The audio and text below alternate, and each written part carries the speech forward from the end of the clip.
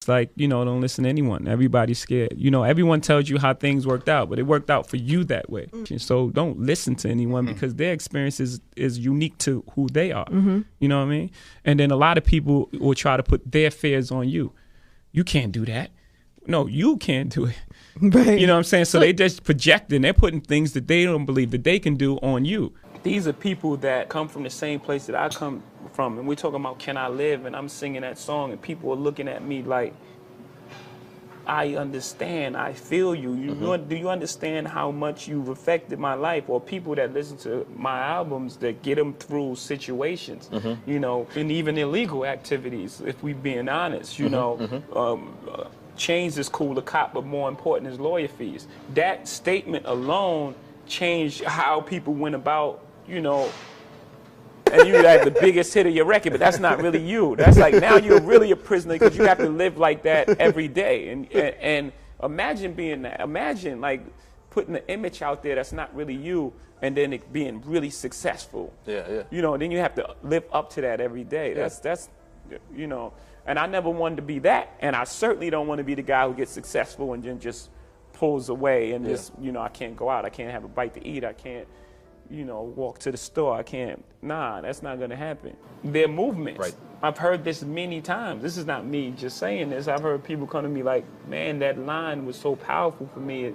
It made me put things in perspective. I had a 600 Benz that I was driving up to the projects in my mother's house, but I didn't have any lawyer money, and it made me prioritize and think differently. My life, identity, who we are. This is Rockefeller. We love you, Def Jam, and thank you, Universal. But this is Rockefeller. Yeah. We've been doing that from day one. So I'm well versed in that fight. So I don't have any fear. I don't have any fear with working with Samsung. Because I'm not gonna let them. Put a phone on my forehead. That's just never gonna happen. Yeah. There's a knowing in being an artist. There's a knowing. You can't guess. You can't think. There's a knowing. You have to know that even if it doesn't work today, tomorrow, there's artists that I play that weren't popular at the time that I play more than I play current artists. Shuggie Otis, I suggest you just go look up Shuggie Otis. It was amazing. At the time, you gotta know Shuggie Otis? And at the time, it wasn't this hugely popular thing, but I think when it all is said and done, it's like that era when art and music were one. When Basquiat was hanging out with Madonna and Fab Five Freddy, and all those worlds were colliding. Because people have to realize, hip hop and the arts was like this. Because we both were outcasts. We wasn't allowed inside the galleries or inside of Yankee Stadium.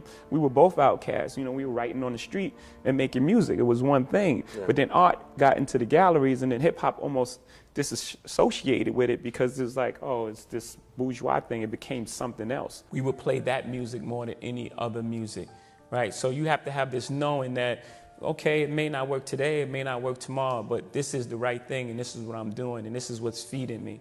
So that would be the best advice that I can give you. That knowing, just believe in what you're doing, and if you don't believe in it, then you're not doing it. You haven't figured out the thing that you do best yet. When you feel it and when you know, no one can tell you. You only have to be right once. My uncle, he was telling me, like, my uncle said I never sell 1 million records. I sold 1 million records like 1 million times. So he was, I'm sure I'm his nephew. I don't think he meant any malice. He wanted the best for you, but he just was didn't projecting believe. his fears and things that, are you crazy? How are you going to do that? How? I'm sure there's things that I do now that he can't believe that I was able to accomplish.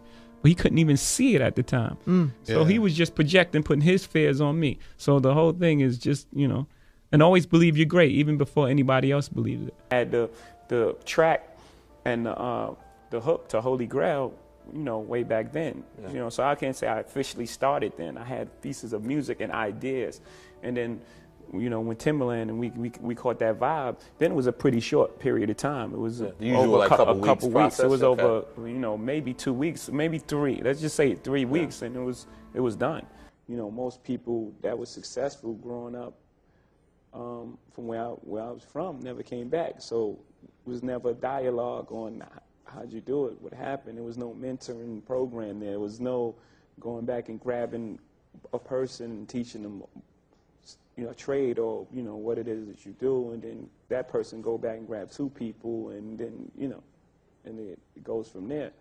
So I figured I'd start with school. You know, my first album I came out, I was 26, and I had seen so many things in the street. So my attitude was like, man, I've seen so much, and you know, I don't have anything to prove. I know who I am. I'm a very self-aware person. You know, so when you're self-aware, even when you're dealing with someone's ego, you know when to allow it to, you allow their ego to live in its own space. You know, the problem is if when you engage that energy, that's when there's a problem. If you engage the ego with your ego, then it's like, okay, now something has to happen. It could keep escalating to a level that can be irreversible.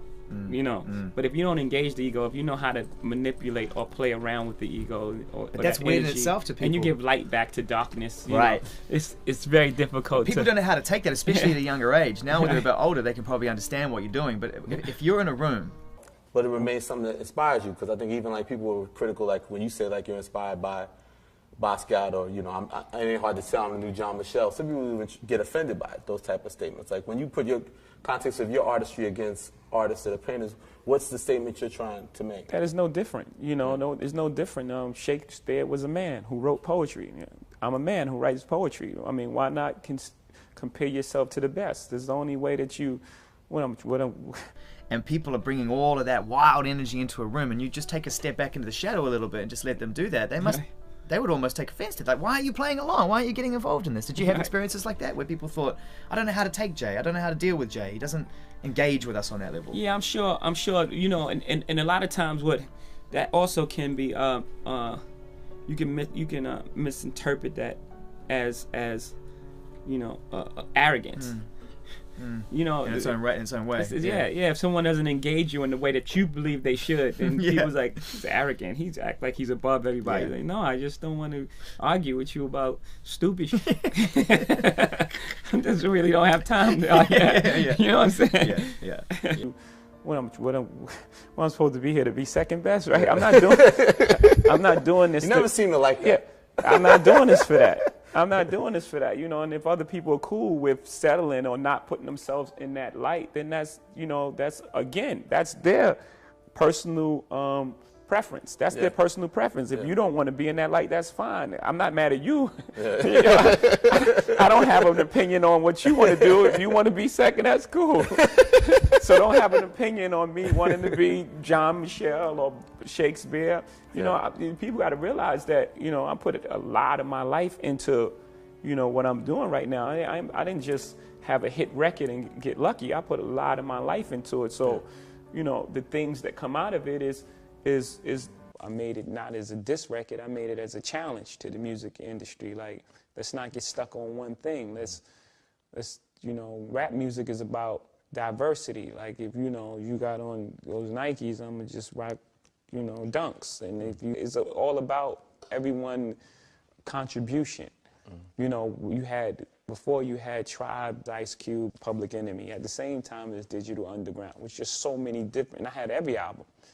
You know, it was all different types of sounds and approaches, but it was still great music. I'm not just, you know, auto-tune is bad. You know, there are songs that have auto-tune that I love, but when everyone jumps on this bandwagon and everyone tries to make the same exact record. I mean, I heard that record from T-Pain. I liked it. I don't want to hear 100 times from 100 different artists. Like, I want to hear different stuff. Like, I got a couple cameras in my face. I can deal with that. Yeah. You know, it's just like the whole thing. You go through it like, this is terrible. I can't even take my daughter to the store. And then you wait a minute.